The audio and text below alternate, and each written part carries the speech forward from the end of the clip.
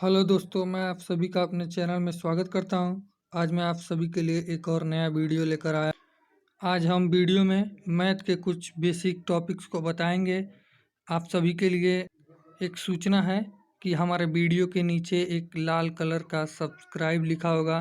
Please आप उसे लाल, नीला, पीला कैसा भी कीजिए, लेकिन लाल न रहने दीजिए।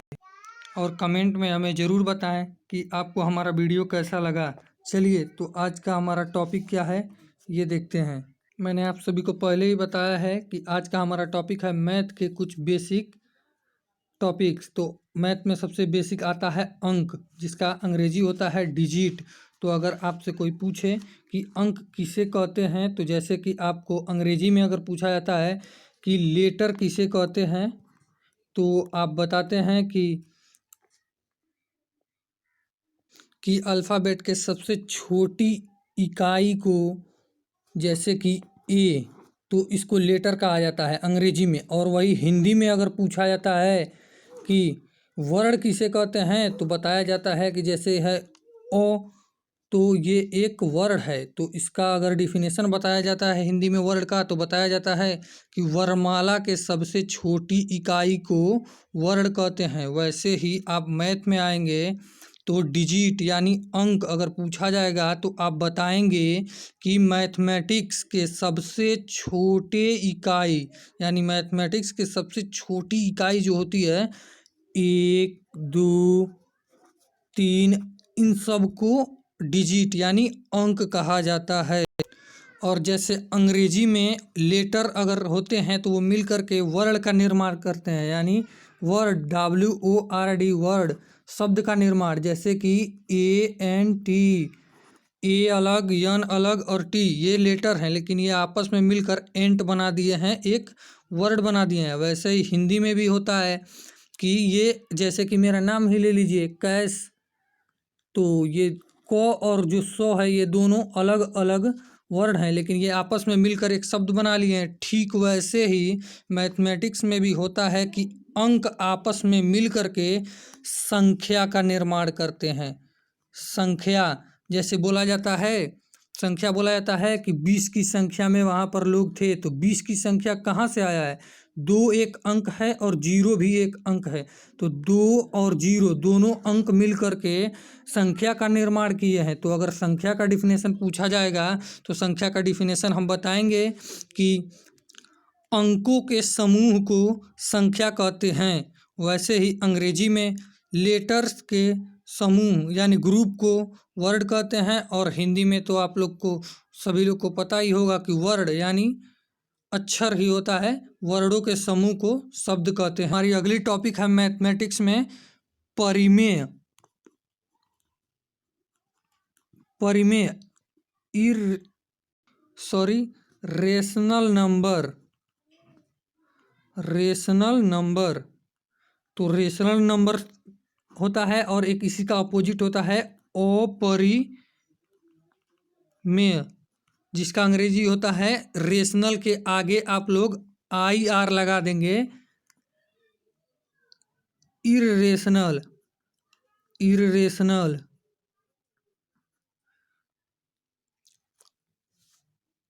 आप सभी ने अंग्रेजी में प्रीफिक्स और सफिक्स तो पढ़े ही होंगे।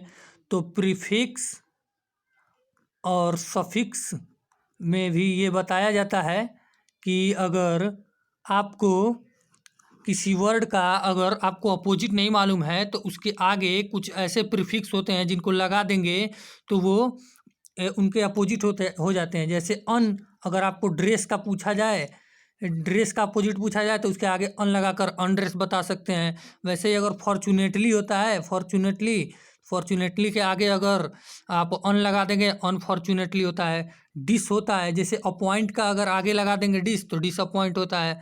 वैसे यहाँ पे रेशनल के आगे उसका अपोजिट के लिए इर्रेशनल में IR लगा दिया गया है।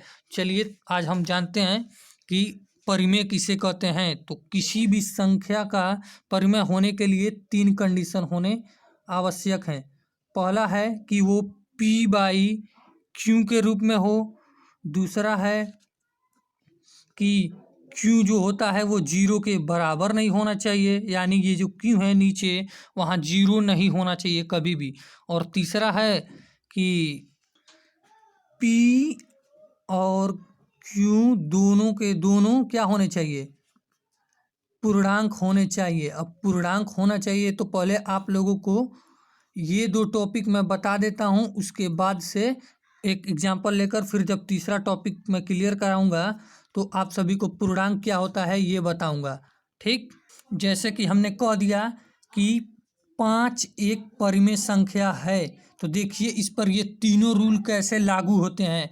तो 5 एक परिमेय संख्या है तो आप सभी को ये बात तो मालूम ही है कि अगर कोई भी संख्या है तो 3 है तो उसके नीचे 1 होता है, और 1 से भाग देंगे 3 में तो क्या होगा, 3 होगा, मतलब 5 के नीचे भी 1 होगा, तो हम लोग 5 के नीचे 1 लिख लेते हैं। अब देखिए पी बाई क्यू के रूप में इसको लिखा जा सकता है, तो पहला कंडीशन तो यहाँ मिल गया पी बाई क्यू के रूप में। देखिए पी बाई क्यू, तो पी की जगह पे क्या है, पी बराबर क्या है 5 और क्यू बराबर क्या है नीचे 1, तो पहला कंडीशन है कि पी बाई क्यू के रूप में लिखा जा सकता है, तो मतलब कि 5 को पी बाई क्यू के रूप में लिख दिए। ठीक, और उसके बाद से अब q does not equal to zero, यानी ये जो है बराबर नहीं का चिन्ह है। ठीक, और बराबर का चिन्ह ऐसे होता है।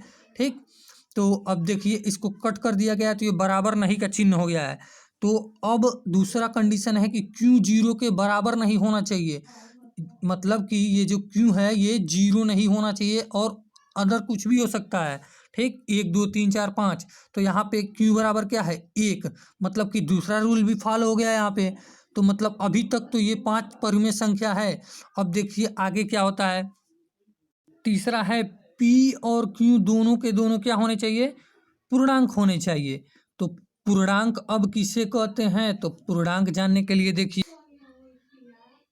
तो पूर्णांक देखिए नंबर लाइन, यानी नंबर लाइन पर जीरो बीच में होता है, और जीरो से दाहिनी तरफ अगर देखें तो देखिए हमारे दाहिनी तरफ 1 2 3 4 5 ऐसे ही करते करते अनंत, इस चिन्ह को अनंत कहते हैं, इनफाइनाइट। ठीक ना, तो देखिए इधर जीरो से दाहिनी साइड में, हम लोग के दाहिनी साइड में 1 2 3 4 5 और अनंत तक गया है, और वैसे ही जीरो के बाएं साइड में, हम लोगों के बाएं साइड में देखिए -1 -2 -3 -4 ऐसे ही करके अनंत तक जाएगा।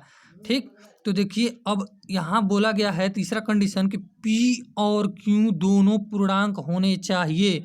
तो देखिए पी का मान यहाँ पे क्या दिया है, पी का मान दिया है 5 और क्यू का मान कितना है 1। तो देखिए पी का मान देखिए और क्यू का मान इसमें है कि नहीं, तो देखिए पी का मान इसमें 5 दिया हुआ है।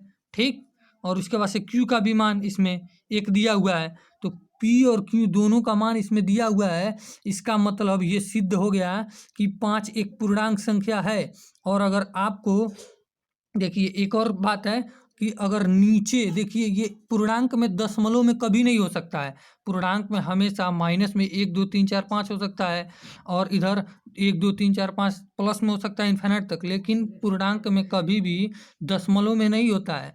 तो अगर यहाँ पे पी बाई क्यू में अगर देखिए तीसरा कंडीशन पी और क्यू दोनों पूर्णांक होने चाहिए, तो पी अगर आपको पूर्णांक मिल गया ऊपर 5 और नीचे दशमलव में कुछ भी है 1.2 3 4 5, वैसे तो 1.00 इसको लिख सकते हैं, 1.00 लिख सकते हैं। देखिए 1 है तो इसको 0.00 लिख सकते हैं, 5 है तो इसको 0.00 लिख सकते हैं, लेकिन इससे इसको कोई फर्क नहीं पड़ने वाला है क्योंकि ये 0 0 है, इसको लिखे या ना लिखे। लेकिन अगर 1 दशमलव के बाद जीरो के बाद यहाँ पे 1 हो या कई हजार जीरो कितना हो जीरो हो, 1 के बाद देखिए 1.000000, यहाँ पे अगर 1 है तो मतलब कि यह पूर्णांक नहीं होगा क्योंकि ये दशमलव में अंक हो जा रहा है। ठीक ना, और इसके पहले अगर 1 के पहले अगर दशमलव ऐसे लगा के 0 0 कितना भी लगाया तो ये भी नहीं होगा पूर्णांक। ठीक, तो पूर्णांक में कभी भी दशमलव नहीं होता है, लेकिन ऐसे अगर रहेगा दशमलव तो चलेगा। ठीक ना, तो देखिए 5 पूर्णांक संख्या ये सिद्ध हो गया। अब वैसे ही अगर देखिए ले लीजिए √2 एक परिमेय संख्या है या नहीं, तो देखिए इसको अगर क्लास 10th में ये है तो √2 एक परिमेय संख्या है या नहीं, तो पहले इसे परिमेय संख्या मानेंगे। तो परिमेय संख्या मान लिए, माना परिमेय है, तो परिमेय है तो पहला कंडीशन पी बाई क्यू होना चाहिए। ठीक, और दूसरा कंडीशन होना चाहिए कि q does not equal to zero, और तीसरा कंडीशन होना चाहिए पी और क्यू क्या होना चाहिए, पूर्णांक होना चाहिए।